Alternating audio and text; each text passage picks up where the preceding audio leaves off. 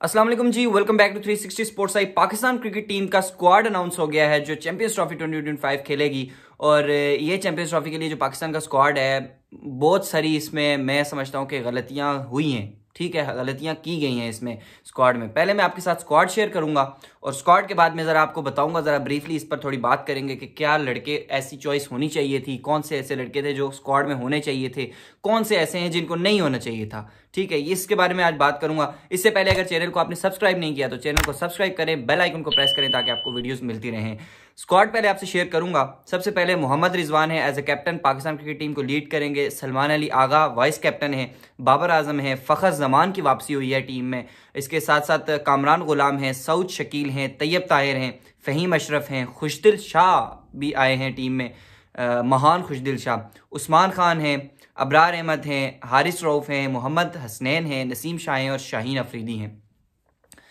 अब ये जो स्क्वाड है, ठीक है, इसमें हमारे तीन जो प्लेयर्स हैं उनकी वापसी हुई है। ठीक है, एक खुशदिल शाह, चलो फ़खर जमान, पहले फ़खर जमान से शुरू करते हैं। फ़खर जमान एक हमारी टीम का एक बैकबोन समझ लें, क्योंकि हमें ये ऐसा प्लेयर है जो हमारे लिए मैच विनिंग हो सकता है, सिंगल हैंडेडली वो मैच जिता सकता है। फ़खर जमान की हमें ज़रूरत थी और हमेशा रहेगी टीम में। ठीक है, फ़खर जमान इज़ गुड और उनकी वापसी हम सब के लिए ज़बरदस्त है और इंशाल्लाह best of luck for him कि वो अच्छा परफॉर्म करें चैंपियंस ट्रॉफी में।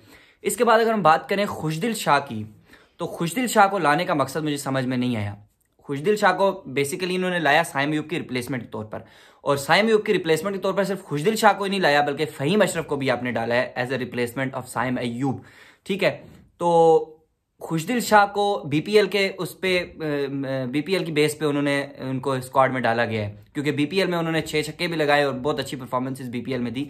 लेकिन खुशदिल शाह की अगर बात करें तो वो हमें पता है कि उन्होंने लास्ट जो मैच है वो 2022 में ओडीआई का खेला था, 2021-22 में खेला था।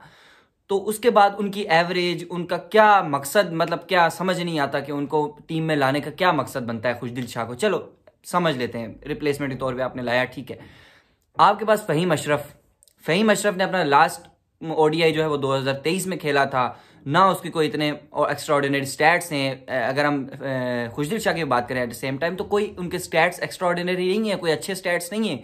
इसके अलावा अगर आप लॉन्ग टर्म के लिए यूज़ करते, आपने अगर लॉन्ग टर्म इन्वेस्टमेंट, अगर आपने जो लड़के खिलाए ओडीआई के लिए, वो अभी मंजन बेचने के लिए, वो तेल बेचने के लिए, वहां पर उस्मान खान न्याजी, इरफान न्याजी हो गया, दूसरा सुफियान मुकीम हो गया। आप अपनी टीम में एक आपने स्पिनर रखा है अबरार अहमद, एक जो जेन्युइन स्पिनर है, जस्ट स्पिनर अबरार अहमद के साथ आप स्पिनिंग जा रहे हैं। जबकि आप अगर दूसरी तरफ टीम्स की बात करें, जैसे इंडिया की टीम की अगर हम बात करते हैं, उसने 4 स्पिनर्स रखे हैं एट द सेम टाइम, उन्होंने टीम में स्क्वाड में 4 स्पिनर्स रखे हैं, तो आपने एक स्पिनर रखा है। ये सबसे बड़ी आपकी गलती। आपके पास सुफियान मुकीम थे, फैसल अकरम थे, आपके पास स्पिन को वैरायटी रखनी चाहिए थी, आपके पास स्पिनर्स रखने चाहिए थे, नंबर 1।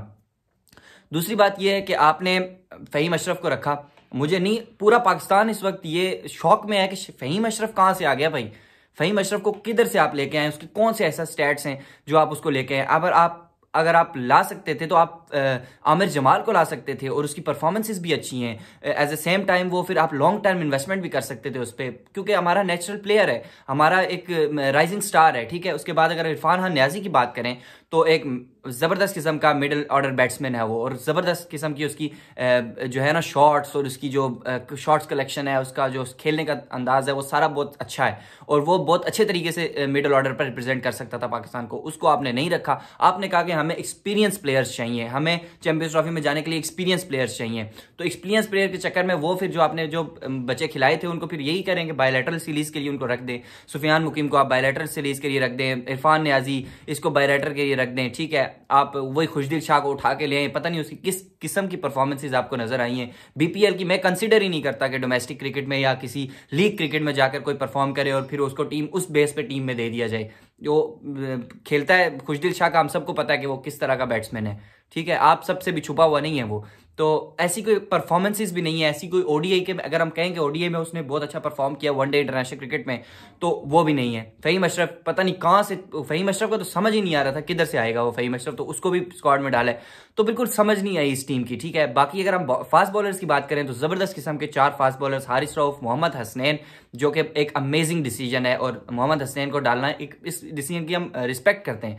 मोहम्मद हसनैन ने, जैसा कि चैंपियंस वनडे कप में उसने हाईएस्ट विकेट टेकर था, मोहम्मद हसनैन की ज़बरदस्त किस्म की बॉलिंग है, पाकिस्तान के अंदर वो अच्छा परफॉर्म कर लेगा और बड़ी फॉर्म में है मोहम्मद हसनैन। इसके साथ साथ नसीम शाह को आपने डाला है, शाहीन अफरीदी है, हारिस रऊफ है, तो 4 फास्ट बॉलर्स ठीक हैं। लेकिन स्पिनर्स के साथ आपको वैरायटी में ऑलराउंडर स्पिनर्स रख सकते थे आप। इसके साथ साथ अगर हम बात करें बाकी, अब लोग ये पूछ रहे हैं कि ओपनिंग जोड़ी क्या होगी, मतलब ओपनिंग कौन करेगा पाकिस्तान के लिए। तो ओपनिंग फिर आप, मतलब जैसा कि उन्होंने सेलेक्टर्स ने कहा कि हम बाबर को यूज़ कर सकते हैं, तो Babar Azam I think is the best choice to be an opener with Fakhar Zaman. Fakhar Zaman के साथ अगर बाबर को ओपन करते हैं, क्योंकि बाबर आजम की आप देखें साउथ अफ्रीका में उसकी 2 निफ्ट सेंचुरीज, ओडीआई में ज़बरदस्त किस्म की उसने क्लास शो किया, और ये हमारे पास एक साइन है कि बाबर आजम की फॉर्म वापस आ रही है। Babar Azam is back in his form. तो बाबर आजम को फ़खर के साथ रखना चैंपियंस ट्रॉफी में ये ज़्यादा बेहतर होगा और ज़्यादा सही होगा। आई प्रेफर के मोहम्मद रिजवान जो है वो मिडल ऑर्डर में खेलें, मतलब कि 1 डाउन खेलें या दूसरे तीसरे नंबर पर खेलें, तो मोहम्मद रिजवान। इसके बाद हमारे पास शाउद शकील हैं, सलमान अली आगा हैं, वो भी अच्छी फॉर्म में हैं। अब साउथ शकील का, और अगर हम कहते हैं ना साउथ शकील और सलमान अली आगा में थोड़ा डिफरेंस, और साउथ शकील और कामरान गुलाम में थोड़ा अगर हम डिफरेंस करें, तो कामरान गुलाम और साउथ शकील की दोनों की एक अलग अलग अपनी गेम है। साउथ शकील जो है वो एट द मिडल ऑर्डर वो थोड़ा अग्रेसिव खेल सकता है, अग्रेसिव खेलता है, जबकि कामरान गुलाम की बात करें तो वो भी थोड़ा बहुत अग्रेसिव खेलता है, लेकिन वो थोड़ा डिफेंसिव जाके खेलता है, उसको सेट होते हुए थोड़ा टाइम लगता है। कामरान गुलाम की अगर बात करें तो साउथ शकील जो है वो आके, वो आपको जिस तरह की उस वक्त नीड होगी वो उस तरह का खेलेगा। अब उम्मीद ही है कि साउथ शकील को अगर टीम में रखते हैं प्लेइंग 11 में तो वो अच्छा परफॉर्म करें। और बस बात यह है कि फ़हीम अशरफ की चीज़ समझ नहीं आई और खुशदिल शाह की हम किसी पूरे पाकिस्तान को अभी तक समझ नहीं आई। तो ये स्क्वाड था पाकिस्तान का जो मैंने आपके साथ शेयर किया। ट्राई नेशन सीरीज़ के लिए भी यही स्क्वाड खेलेगा। 8 फरवरी से हमारा ट्राई नेशन सीरीज़ का मैच है और 8 से 14 तक हमारे 4 मैचेस होंगे ट्राई नेशन के, तो उसमें भी यही स्क्वाड खेलेगा। अब हमें पता चलेगा कौन कैसा परफॉर्म करता है चैंपियंस ट्रॉफी में, कैसा हमें दिखने को मिलेगा। तो ये हमें ट्राई नेशन सीरीज से ही थोड़ा बहुत अंदाजा हो जाएगा। ओपनिंग हम देख लेंगे कि क्या सूटेबल ओपनिंग है हमारे लिए ट्राई नेशन सीरीज से पहले। तो उम्मीद यही है कि पाकिस्तान अच्छा खेल खेले। इस वीडियो में इतना ही, अगली वीडियो में फिर मिलते हैं। देखते रहिए 360 स्पोर्ट्स आई।